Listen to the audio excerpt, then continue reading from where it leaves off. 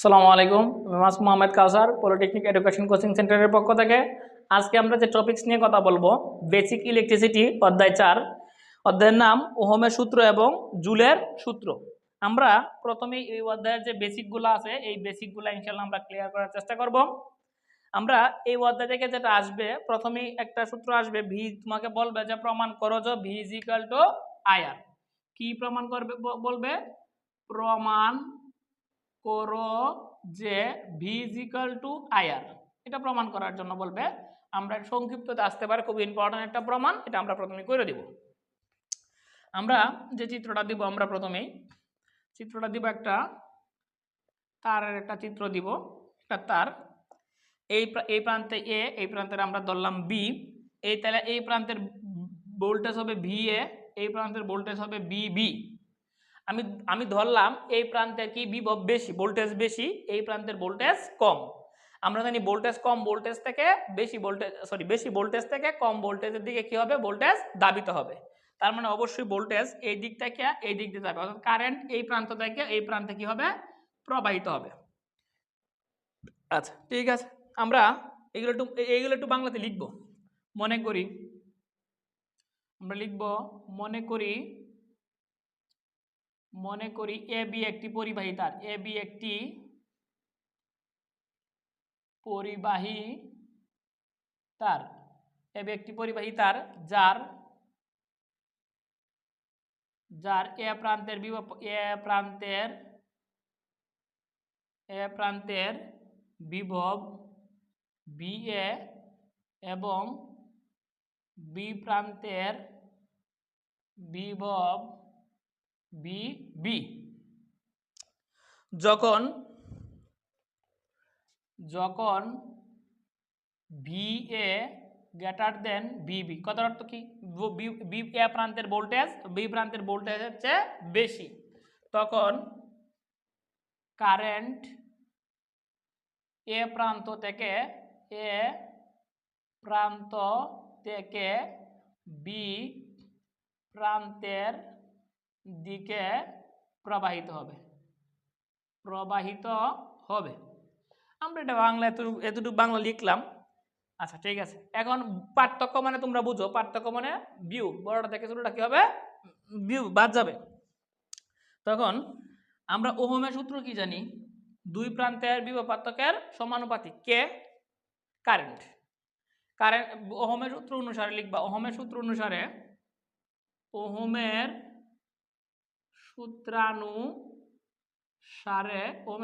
কি শিখছি আমরা? দুই প্রান্তের বিভব পার্থক্যের সমানুপাতিক। অর্থাৎ ওরা এখানে যেটা বলছে আর কি, যদি কোনো পরিবাহী দুই প্রান্তের বিভব পার্থক্য উক্ত পরিবাহী দুই মধ্য দিয়ে প্রবাহিত কারেন্টের অনুপাত একটি ধ্রুব।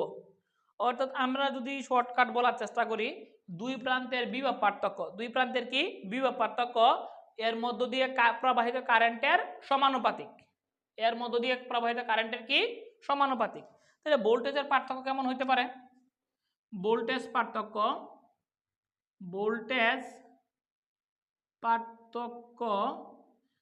পার্থক্য মানে কি? তার মানে কি V A minus Bibi, V A minus কি বিবি, যেহেতু পার্থক্য মানে বড়টা মাইনাস ছোটটা। আমরা ওহমের সূত্র কি জানি? দুই প্রান্তের বিভব পার্থক্য, দুই প্রান্তের কি বিভব পার্থক্য প্রবাহিত কারেন্টের সমানুপাতিক, এর মধ্য দিয়ে প্রবাহিত কারেন্টের সমানুপাতিক। অর্থাৎ কারেন্ট সমানুপাতিক দুই প্রান্তের বিভব পার্থক্য V A minus B B. এটা কিন্তু ওহমের সূত্র। কি সূত্র?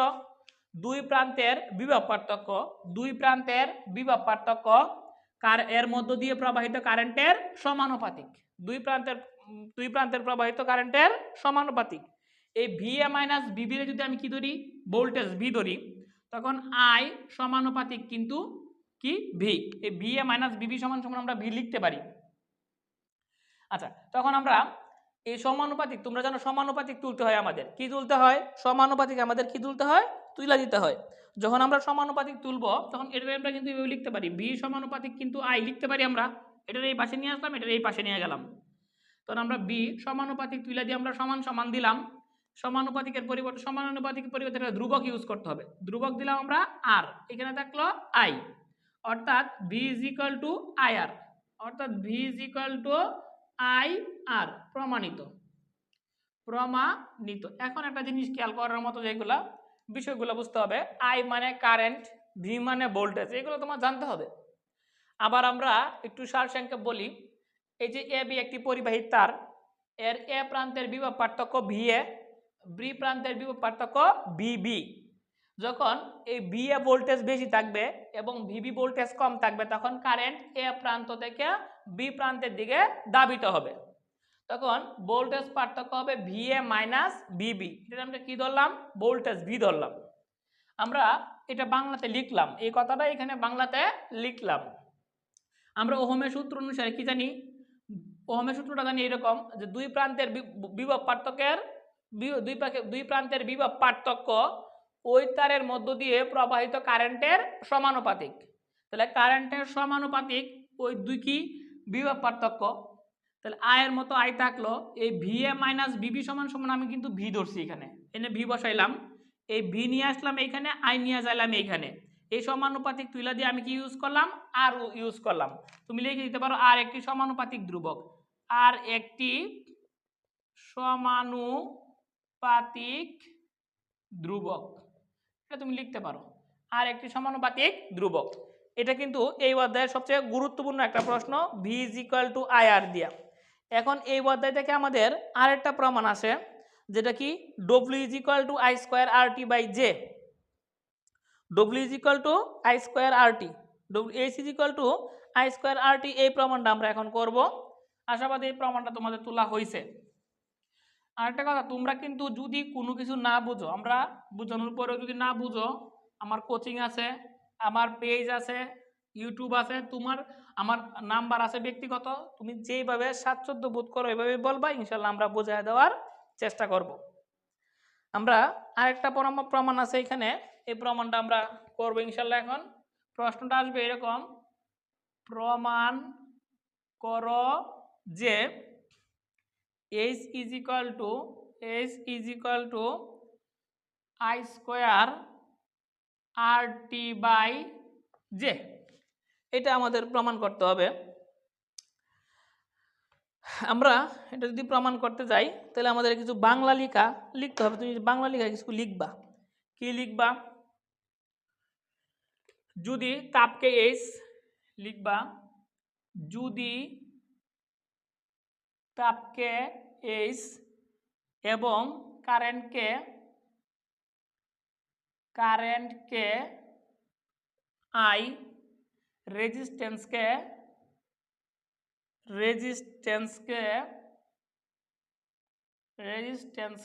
আর, এবং সময়কে টি দ্বারা প্রকাশ করা যায়, টি দ্বারা প্রকাশ করা হয় তবে দিয়ে কমা দিতে হবে একটা। তবে সূত্র অনুসারে 1 নম্বর সূত্র কি জানি আমরা? তাপ H কার সমানুপাতিক? কারেন্টের বর্গের সমানুপাতিক। তাপ প্রবাহিত কারেন্ট এর বর্গের সমানুপাতিক। কি লিখবো আমরা? এটা বাংলাতে লিখলে আমার মনে হয় সুবিধা হবে তোমার জন্য, যদি রচনামূলকে আসে তাহলে লিখবা তোমরা। প্রবাহিত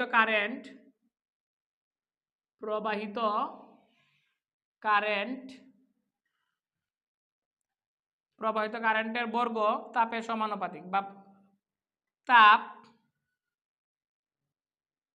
উৎপন্ন তাপ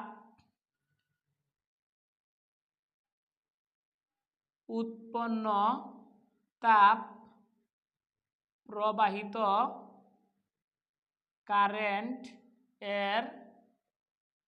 কারেন্টের বর্গের সমানুপাতিক।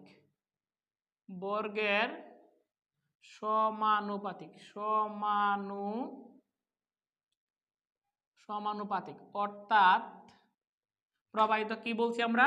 উৎপন্ন তাপ H প্রবাহিত কারেন্টের বর্গের সমানুপাতিক। প্রবাহিত কারেন্ট মানে I এর বর্গ। 2 নম্বরে তোমরা লিখতে পারো উৎপন্ন তাপ রেজিস্ট্যান্স রোধের সমানুপাতিক। রোধের সমানুপাতিক অর্থাৎ তাপ রেজিস্ট্যান্স বা রোধের সমানুপাতিক। 3 নম্বরে তোমরা লিখতে পারো প্রবাহিত উৎপন্ন তাপ সময়ের সমানুপাতিক। সময়ের সমানুপাতিক অর্থাৎ তাপ সময়ের সমানুপাতিক। এটা তুমি 1 নাম্বার সমীকরণ ধরতে পারো, এটা 2 নাম্বার, এটা তোমরা কয় নাম্বার ধরলা? 3 নাম্বার সমীকরণ ধরে নিলে এটা তোমরা। আমরা যদি 1 2 3 তুলনা করি, 1 2 এবং 3 হতে পাই।